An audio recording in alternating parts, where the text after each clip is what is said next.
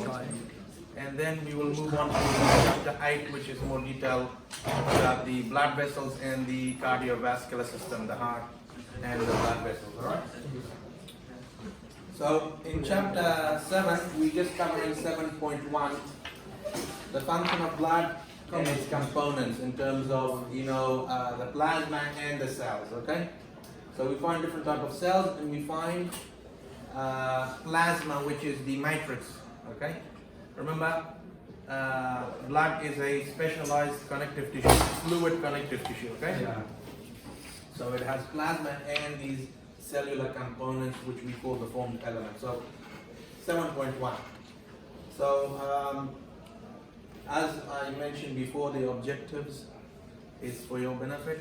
So once we finish the chapter, come back to them and see if you ask yourself this. I've known all of them. Yes. If not, you have to go back Yeah. to the chapters and learn those topics. Okay. So when we look at the composition of blood, as I mentioned, blood is a specialized connective tissue. Okay. So it's made in the red bone marrow. So the bone marrow, remember, in the long bones we find bone marrow. Surrounding the compact bone, we find in the shafts of the long bones this soft tissue called bone marrow, which is the where the red blood cells and the white blood cells and the platelets originate from. Okay, so we call the cells that give rise to these, red blood cells, white blood cells, and platelets. We call them stem cells. Have you heard of this word before? Stem cells.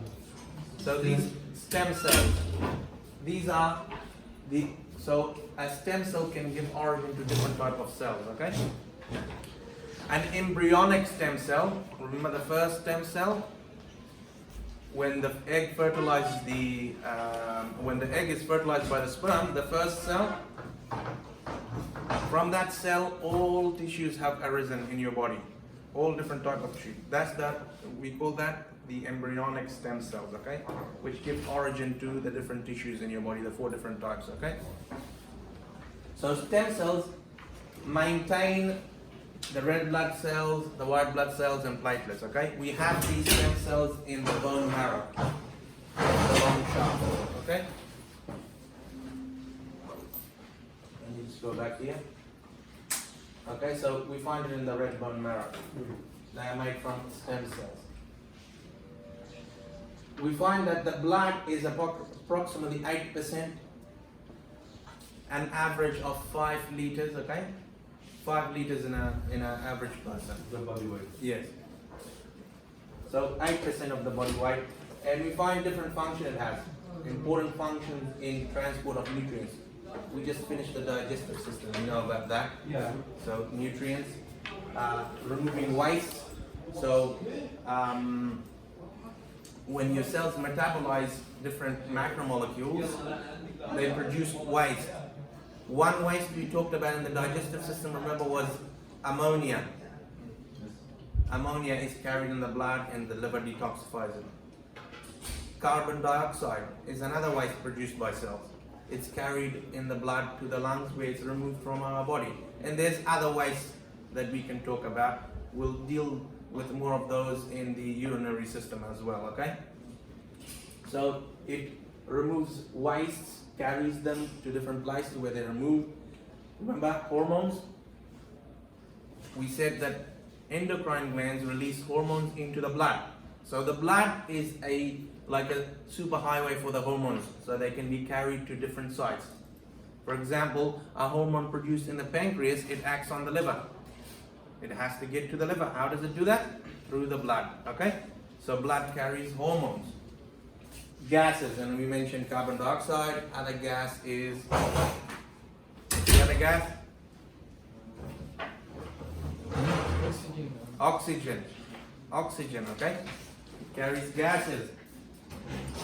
Secondly, it regulates different homeostatic functions in our body. For example, body temperature. It distributes the heat produced from the organs throughout our body, okay? to maintain our normal body temperature. So the blood is responsible in maintaining body temperature. Water volume, okay? So the blood is fluid connective tissue. It maintains the water volume through our body, okay? So all organs have, sufficient water. The pH of the blood is around roughly 7.4, slightly basic. Until 7.5? From what I read is from 7.35 to 7.45. So the average 7. Close to 7.5. Yeah. So maintaining the pH, it does that through carbon dioxide. Carbon dioxide is used. So once it's converted to bicarbonate, then it converts it to carbonic acid plus, it gives off H plus ion. So we'll learn more about that later on, okay, how it does that, how it maintains the pH, okay? So it can maintain different body homeostatic functions, okay? You know about homeostasis, remember? Homeostasis, maintaining a relatively normal condition while, outside conditions change. The temperature is going up and down, your body's temperature is maintaining. This is homeostasis, okay? The pH in your body, in your blood is maintained at 7.35. Well, in the stomach it's like 2. So you see the different pHs are maintained in the blood to the stomach. In the blood is 7.3. 7.35 to 7.45, around, slightly basic, okay? So it maintains homeostasis, it transports different components, and finally it has a defense mechanism, defense against pathogens. White blood cells. White blood cells, okay? So against pathogen, you know the term pathogen? Viruses, bacteria, coronavirus, a pathogen, okay? Right now it's in China. So your white blood cells will be defending against you then, okay? Another component of the blood is the platelets. Remember we talked about these before? Chapter 4. Platelets, we talked about them. The components of blood, okay? It stops the bleeding, okay? So you saw them under the microscope as well, very tiny, small pieces. It's very hard to see them under the microscope, but they're there when you look at the blood smear. We did this in chapter 4, but we're looking at it now in more detail. Okay, so these are the different functions, and then there's the major components of blood. So about 55% is the plasma, this is the liquid, okay? And the remainder, 45%, we are the cells, okay? We call them the formed elements, okay? There's a special name given to them. So we got the plasma and the formed elements. Plasma is the liquid part, the formed elements is the cellular part, okay? The cellular components. And we have red blood cells, or we call them RBCs for short. Erythrocyte, another name for them, okay? Erythrocyte, red blood cells, RBCs, same thing, okay? Leukocytes, okay? These are the white blood cells, or WBCs. Then thrombocytes, the platelets, okay? These are responsible for stopping the bleeding. Okay. What is the platelets? So platelets are small parts of cells. They're not actually whole cells, they're parts of cells, okay? And they're made from a particular stem cell we call megakaryocytes in the bone marrow, okay? It's responsible for clotting blood. Yes, it has the function of clotting. They're in our blood. And stopping the bleeding? Yes. We'll talk about them, each one, we're going to talk about them, okay? Don't worry. So this table here, it summarizes the composition of your blood, okay? So if we look at the formed elements, we said that we have the 3 different types of cell products, okay? So the cellular part, red blood cells, what's the function? Transport oxygen, huh? And carbon dioxide, okay? So it does not, about 20% or 25% of the carbon dioxide is transported by the red blood cells, okay? The remainder is dissolved in the blood itself, in the plasma, okay? But it has a function of transporting carbon dioxide. The white blood cells, we said, what are they for? Defend. They're the immune system. The immune, a part of the immune system that defend against, pathogens, abnormal cells like cancer cells. All right. So any cell that is invading your body, like a bacterial cell or a parasite, okay, your immune system is responsible for defending you against those what we call pathogens. Okay. So.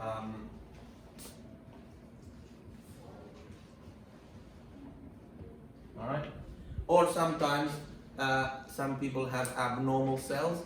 The immune system can have certain effect against cancer cells, tumors, okay? It can kill some cancers and tumors, okay? Then we have the platelets. These are parts of these stem cells. They're not whole cells, okay? They're parts of this. They so if you get a bleeding, okay, it is involved in the clotting cascade, okay? So blood clotting is the main function of the platelets. So if you bleed, okay, these platelets are responsible in clotting the blood and making a barrier so you don't bleed out, okay? Stop the bleeding. Then we have the form, the plasma, so 55%. There's many components to that. Mostly it's water, okay? So mostly water. Then you have different other components, electrolytes. Remember we talked about them, those cation, anion metals or solutions. So like sodium, potassium, chloride, and so on is a big list here. Okay. Electrolytes are very important in maintaining volume. Remember, these are the ones that give that are involved in tonicity. Remember? Yes. So hypertonic. So they're important in maintaining control of cell functions like cell functions and volume, okay? So cellular function, some ions are required, for example, in the nerve cells, okay? Like sodium, all right? So it's very important in electrical impulses through the nerve cells, all right? So the components that are required for the function of different cells, okay, are transported in the blood, in the plasma. So the electrolytes, all right. Then we have proteins, okay. So different type of proteins. Remember we talked about the albumin. Yes. That is produced in the liver. Yeah. So this is an important, has an important function. I said it to maintain the volume of the blood, okay. Or fluidity. Or fluidity, and also it transports some of these electrolytes. So the electrolytes are transported by the albumin. They act as carriers, okay? They carry things. In the blood, we also find hormones, as we said, and waste, okay? We find other proteins called globulins. Globulins are either, for transport, okay? Or they can be for defense, like antibodies. Have you heard of the word antibody? Yes. Yeah. So antibodies are globulins, all right? So different type of globulins, and we'll talk more detail about those in the coming slides, okay? And then we have other clotting proteins. There's a lot of clotting proteins, okay? There's actually, I think, even a dozen or so, okay? About 12 or so clotting proteins that are involved in what we call the clotting cascade.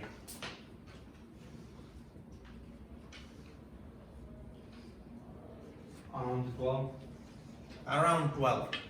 There's many, okay? And they're all in the blood, and they play a vital function. Number one, in preventing clotting of the blood if there is no cut, okay, or bleeding. Because it's important that your blood doesn't clot while circulating. Otherwise you will die. So they have function in preventing clotting. Cascade. Cascade is a set of events one after the other, okay? So, you have one thing and then it affects another thing and then, finally, there's the active thing, okay? So different proteins in the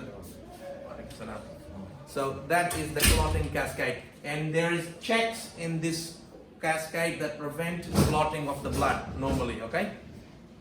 And these proteins are important in preventing clotting, and if you get a cut, to make sure that the clot is localized to that place, alright? It doesn't happen anywhere else.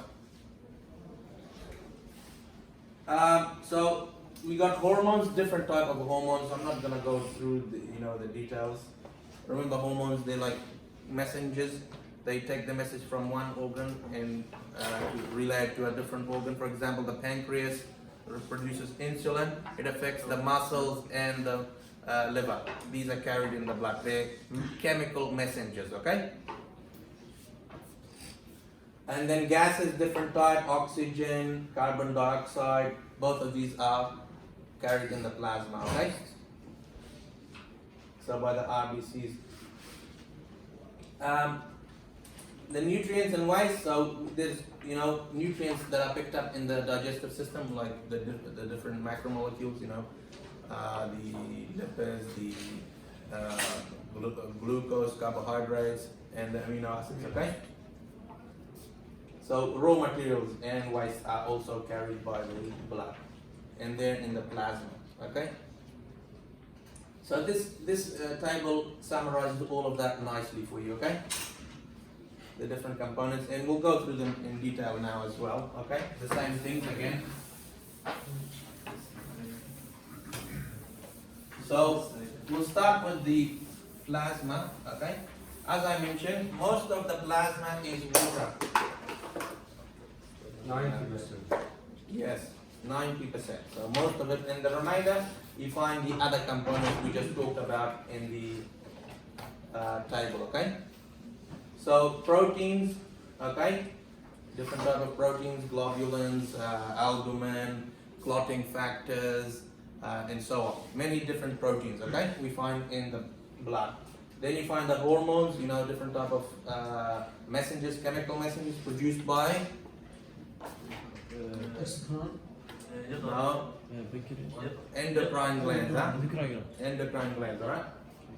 Electrolytes, so the ions like sodium, potassium, calcium, bicarbonate, so on, okay? All those electrolytes, and they have important functions, okay? The nutrients that are picked up in the digestive system, so amino acids, carbohydrates, and vitamins, and lipids, and so on, okay? And then you have the waste, okay, the metabolic waste, such as the gases, such as urea, such as ammonia, okay? And there's many others. So there's a lot of components in the plasma. We find that the proteins are the largest of the solutes, okay? So these 10% of the solutes, okay? Proteins make up the largest portion, okay? So the majority of the dissolved solutes are proteins, okay? So, the albumins, globulins, and clotting proteins. So when you look at this 10% of solutes, most of it is proteins, okay? So we find it to be these ones. So albumin, and we mentioned that before, albumin is made in the liver, okay? From the last chapter. And its major function, okay? That's why it has this osmotic balance. Remember I said before? It has this osmotic balance. That's why most of the plasma proteins, 2/3, are albumin. So 2/3 are albumins. About 66%, okay, of the proteins are albumins because of this important osmotic balance between interstitial fluid. So you got the fluid between the cells. Interstitial means between the cells.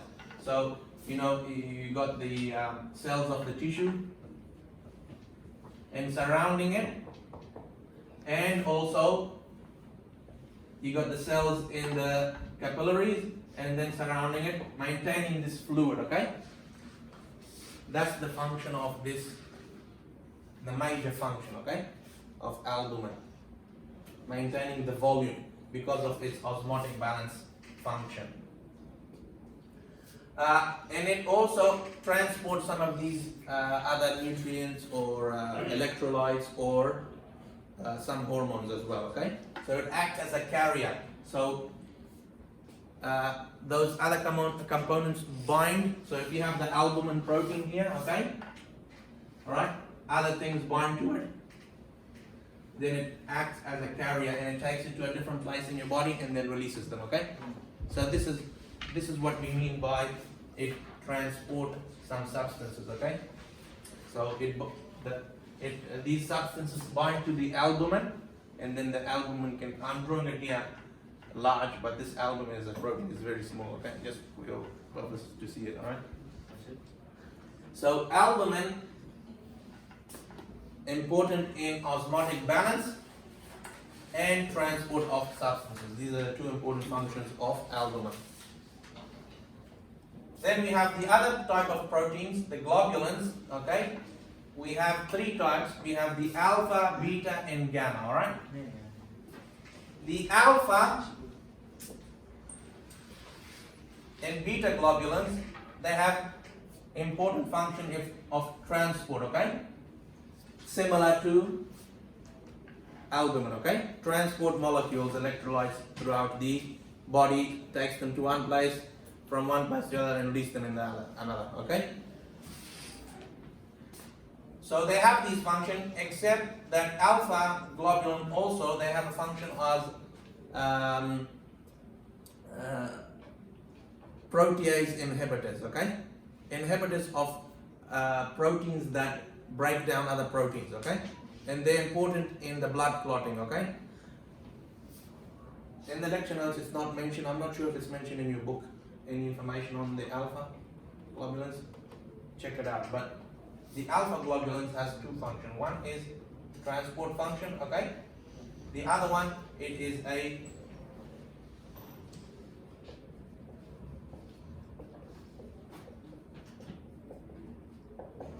protease inhibitor. We find in our blood, remember proteases? They break down proteins. Protease break down protein. A protease inhibitor inhibits or stops the action of the protease, okay?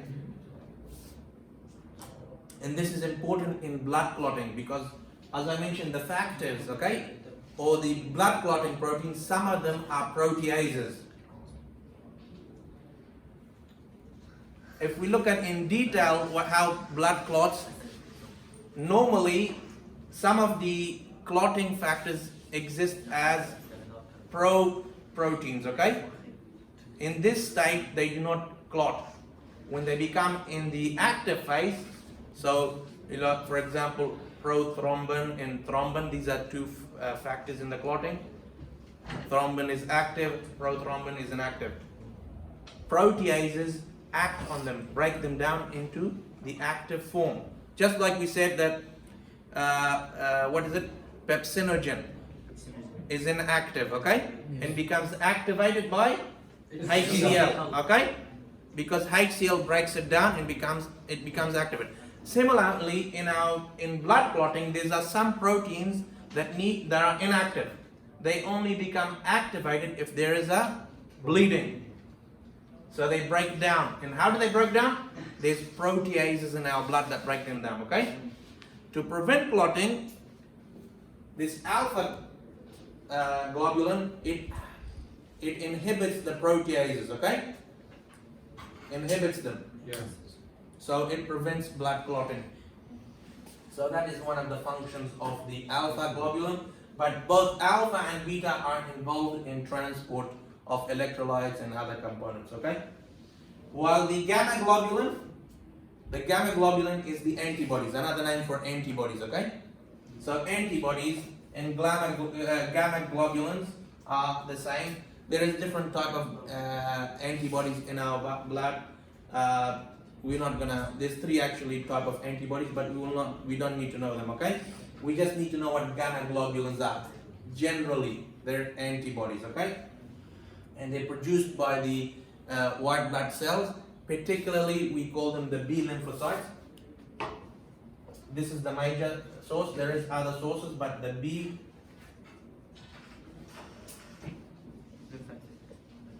lymphocytes, okay? They produce the globulins. And they're important in recognizing foreign cells, okay? Or foreign antigens. For example, a bacterial infection or a virus will have special proteins that the antibodies recognize, okay? Yes? Gamma globulins are reduced from white blood cell. Yes, from B lymphocytes. And another one is plasma cells, but I just wanted to, in your book, it just mentions the B lymphocytes, okay? So I'm just gonna mention that name. So the B lymphocytes produce these globulins, gamma globulins, and their function is to fight infection, okay? So if you get infected, so the antibody works in a similar way to hormone and receptor, okay? So, say this is the bacterial cell, it has a particular protein that it's only found on the bacterial cell, okay? The antibody will recognize that, okay? There's your cell. If it has a different type of protein, it won't react with it, okay? So it only will react in a lock and key fashion, okay? It recognizes specific amino acids even, okay? It's that specific, the antibodies. And once it detects it, so this is a bacteria, it alerts the immune response against it, okay? It tags it, like puts a barcode on it. The word there, inhibit. Inhibit means to prevent, to stop, okay? We had this word before, okay? Yeah. In the exam even. Okay, so gamma globulins are important in defense. And these antibodies recognize foreign pathogens. Pathogens like viruses, bacteria, or parasites that cause disease in us. And then we create antibodies against them, and those antibodies can last for a long time in our blood.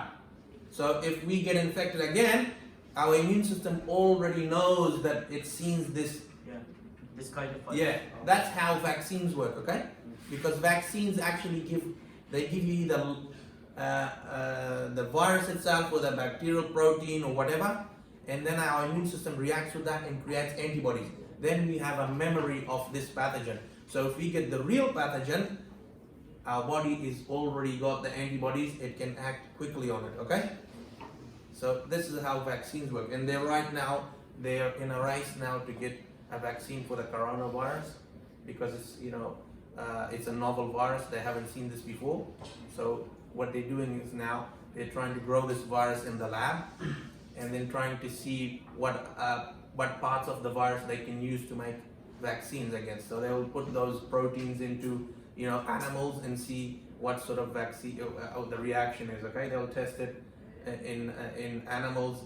If they get a good response, then they will do it in humans. Okay, so they use the virus itself in a form that doesn't cause disease to make antibodies. All right, so usually it could be antibodies, or sometimes when we talk later about the white blood cells, the T lymphocytes, it can be cell mediated as well, all right? Different type of immune responses. But for now, the gamma globulins are the antibodies. Then we have finally the clotting proteins. As I mentioned, there is nearly a dozen, 12 of them, around 12 of them, okay? And they're important in this blood clotting, or as I mentioned, the clotting.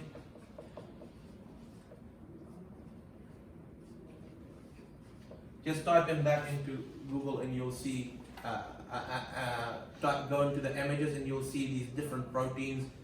They have Roman numerals on them, okay? Roman numerals. You know the Roman numerals like this? 1, 2, that's so factor 1, factor 2, and so on. These clotting, they're involved in the clotting cascade. It's a very balance system, this one, to make sure that you don't get clotting while there's no need for it, and to get clotting when there's a need for. So this clotting cascade and the proteins of the clotting cascade work together to maintain normal homeostasis, preventing clotting, and when it's needed, to make sure that the blood clots in the site of injury. Okay? Any questions on that? Okay.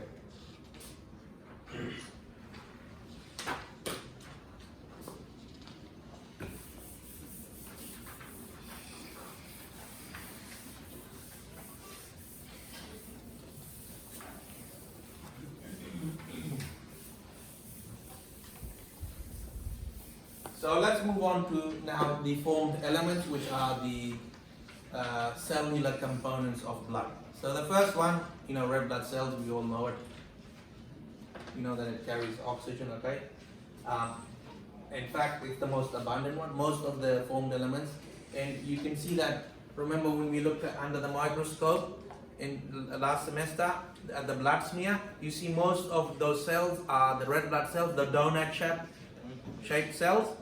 And only you find 1 or 2 white blood cells here and there, and a few platelets.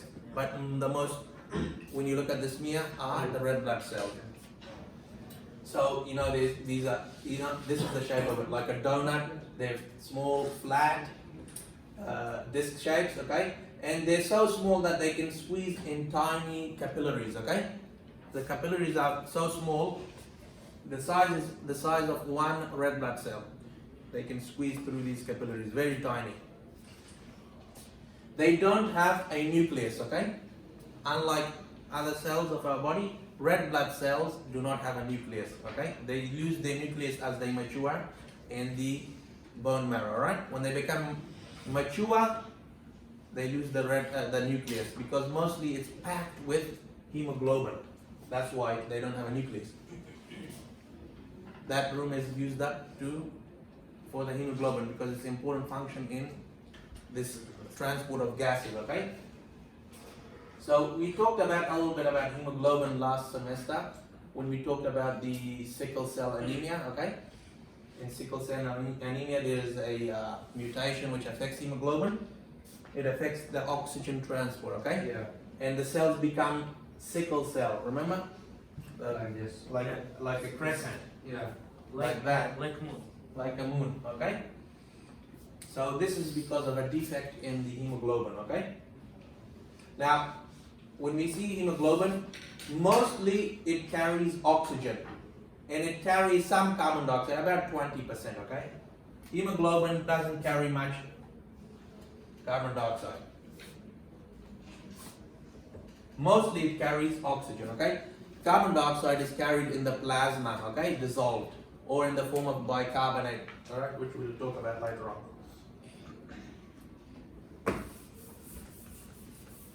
We'll talk about that in the respiratory system, okay? When we're talking about the gases transport.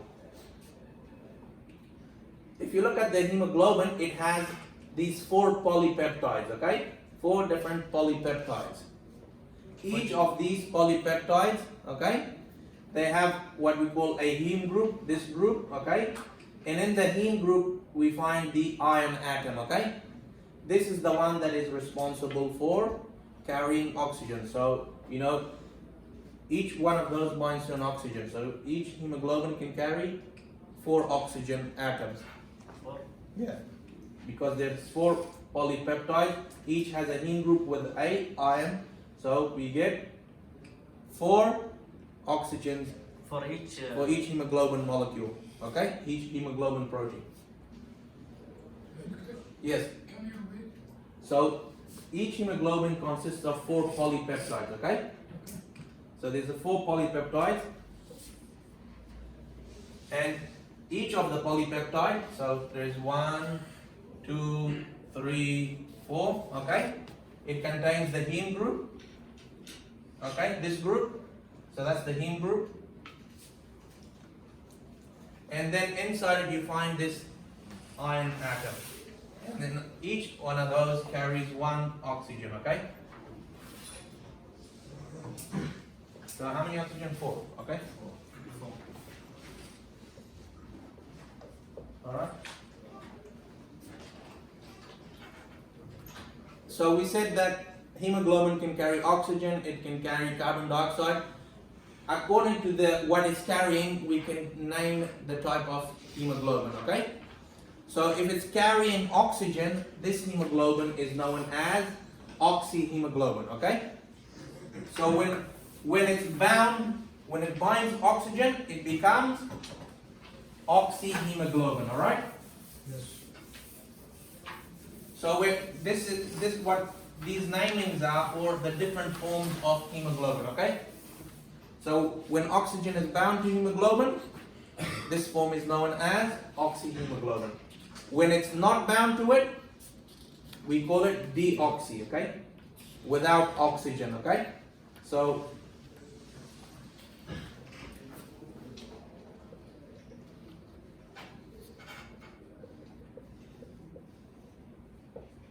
without oxygen, okay? So we find this we find mostly the hemoglobin in the capillaries of the lungs are oxyhemoglobin, okay? By the time they go to the tissues and coming back in the venous blood, okay, they become deoxyhemoglobin because they've given up the oxygen in the tissues, all right? So you find this mostly, you'll find them in the lungs, and this one in the venous blood. The blood returning back from the tissues, okay? So in the lungs, mostly it will be oxyhemoglobin. The blood, once it reaches all your tissues, then it comes back to the heart. We call this venous blood, in the veins, okay? This will have mostly deoxyhemoglobin, okay? And that's why the color is purple color, you know, the returning blood, because it's given up the oxygen, okay? In the veins. Then we have carboaminohemoglobin. This means that it's carrying CO2, okay? So we said about 20%, okay? And this one, when the blood is returning back from the tissues, okay? The venous blood will be carrying some of the hemoglobin will be in the form of carboaminohemoglobin, okay? Because in the tissues, when oxygen is used by cellular respiration in the mitochondria, remember? It makes CO2. So the CO2 is a waste product. We need to get rid of it. So some of it is carried by the hemoglobin, okay? So we call this carboaminohemoglobin. Another thing about the red blood cell is that how do we control the amount of red blood cells in our body? It depends on the state. For example, if you're in a hypoxic situation where there is low oxygen, or where you become anemic, okay? Anemic means you have low blood count, okay? When that happens, this causes the release of a hormone called erythropoietin, okay? And this is produced as adults, it's produced in the kidney, okay? In specialized cells in the kidney, okay? But as infants, as a fetus developing, this hormone is produced by the liver, okay? But the function as adults is in the kidney, okay? So that's what is written here. So this is as adults. This hormone, if you get a drop in the number of red blood cells, the kidney starts producing this erythropoietin. This hormone then goes to the bone marrow, okay? And causes the bone marrow stem cells to produce more red blood cells, increasing the count of the red blood cells. So in response to low red blood cells, the kidneys produce this hormone. The hormone acts on the bone marrow, causing it to make more red blood cells. Is that clear? Yeah. So, you know, it's a messenger, obviously. So, In order to have more oxygen. yes, of course, because you're becoming what we call hypoxic. Hypoxic. So, when you become hypoxic, This means low O2. This hypoxic condition causes the production of this, okay? And then this goes and affects the bone marrow, telling it to produce more red blood cells. So this causes this, low oxygen causes this to increase, okay? And then this goes and increases the red blood cell count in the bone marrow. Doctor, Yes.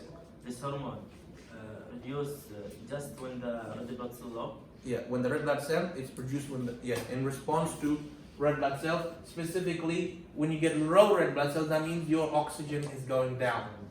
So this causes this, and then that goes to the bone marrow, increases red blood cells. Okay? So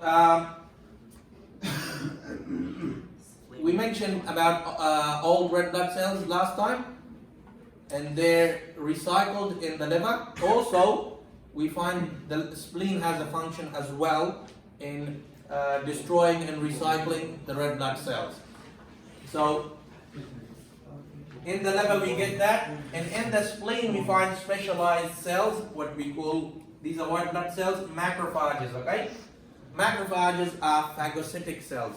That means they engulf other cells and break them down.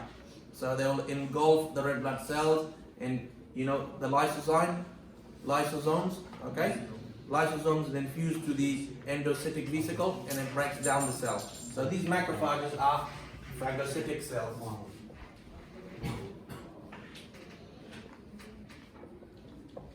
That means they will engulf the old and dead red blood cells and destroy them, okay? So how they do that? So these large macrophages, okay? There's the red blood cell. It comes along, engulfs it, and then you got the lysosome, okay? So this comes in like that, and these two fuse together, and the enzymes will destroy the red blood cell, okay? That's how the macrophages work, okay? Because of they have a lot of these lysosome vesicles, okay? And so, you know, after this recycling, the iron is recycled and amino acids, okay? The heme, the amino acids, and the iron, they're all recycled, okay? So they're recycled, that means they're reused. And the remainder, this part of the hemoglobin is converted to bilirubin, which is then, remember, this yellow pigment. We find that it's removed in the bile.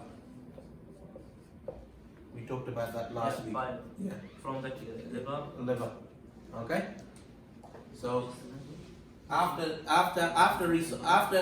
the red blood cell, the old one is destroyed. The iron, amino acids, and heme, so they're recycled. So the heme is converted to bilirubin. Okay. So the amino acids and the ions are recycled. The heme converted to bilirubin, and this is what is the yellowish component in the bottom. Okay. And obviously discarded through the digestive tract. And that's why I said the stool or the feces have this brown color is because of this, okay? Doc, Yes. what's the function of bilirubin? Bilirubin is a Bilirubin. waste. Waste? Yeah. It's made from the heme, okay?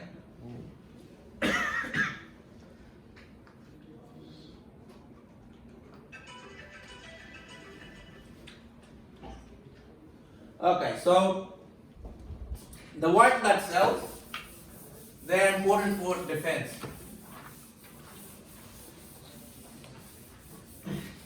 As we mentioned, if you have an infection with a virus, like a coronavirus or any other virus, or if you have a bacterial infection, or if you have a parasitic infection, and so on, or if you have an allergy, you know, allergic reaction, this is because of the immune white blood cells as well. So most of the white blood cells are red blood. Most of the blood is red blood cells. 1%. That's why when you looked at the smear, remember the smear, the blood smear, you found a lot of the white, the red blood cells, lots of them, and then you found these. Yeah. Remember large white blood cells, Yeah.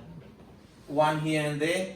That's why it's the amount of white blood cells is not that much. It's 1%. Unlike the red blood cells, which have no nucleus, the white blood cells have a nucleus. Okay, so they're nucleated. That means they have a nucleus.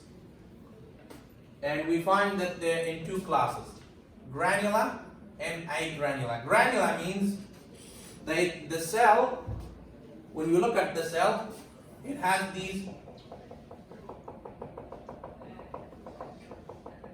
large amount of, these are called granules. We find them inside the cell. They're actually vesicles containing enzymes and different immune stimulators. Okay, so they're ready to release them if there is a infection. Enzymes that will destroy other cells. Okay, or bacteria or pathogen. Or sometimes chemical messengers like histamine to cause inflammation. Okay, so these granules are actually storage vesicles inside the cell containing, they're already armed basically, you know, like you have a gun, you put bullets in it, it's already armed. Without bullets, it's not armed. So they have already these components in them. We call them granular leukocytes. Okay, leukocytes referring to white blood cells, another name. Remember we mentioned before. So there's three types of these cells: the neutrophils, eosinophils, and basophils. Okay, these are granular. That means they have granules. The agranular, we find these are the lymphocytes. Okay, the B lymphocytes, T lymphocytes, and we find these monocytes, which become the macrophages. Okay. So we have three types of granular, and we have the lymphocytes and the monocytes, which are agranular. That means they don't have these granules. All right. If we look at the stem cells that make up these, okay, so we have an original stem cell, then they give the second type of cells that finally produce the mature cells. Okay, so in terms of red blood cells, the stem cell. So this table, make sure you remember what sort of. So erythroblasts. It's not very clear, but can you read it in your notes? Erythroblast. Yeah. So erythroblast gives rise to the red blood cells. So you see here, when it matures, erythroblast, it loses the nucleus. Okay. No nucleus. So red blood cell. Then the myeloblast. Okay. The myeloblast. This is giving rise to the granular leukocytes, okay? The ones with the granular. So there's three types: neutrophils, eosinophils, and basophils, okay? Then you have the monoblast, okay? Monoblast give rise to monocytes, which are agranular, okay? That means they don't have the granules. Then the lymphoblasts. Lymphoblasts give rise to the lymphocytes, okay? So these two types of cells are agranular, no granules. This type is granular. Finally, we have this megakaryoblast, which gives rise to the megakaryocytes. Okay? And this is from there that lipids are made. Pieces of this cell break off and create these small fragments, which we call platelets. Okay?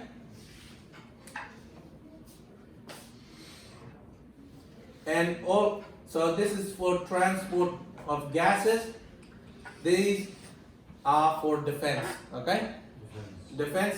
And this one is for blood clotting. So we got originated from the stem cells. Alright?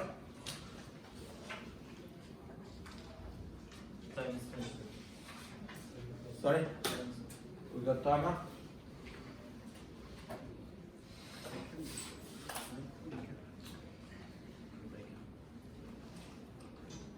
Alright, we'll continue inshallah tomorrow with that.